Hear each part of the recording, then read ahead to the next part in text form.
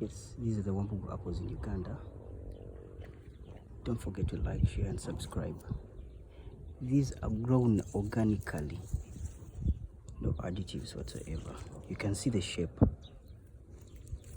The shape just tells itself. Let me take you to more others up there.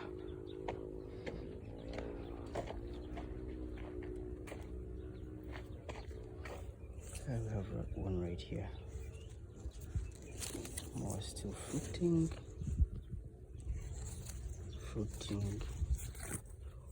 more fruiting and more fruiting. Let me take you up to the ones that have fruited very well.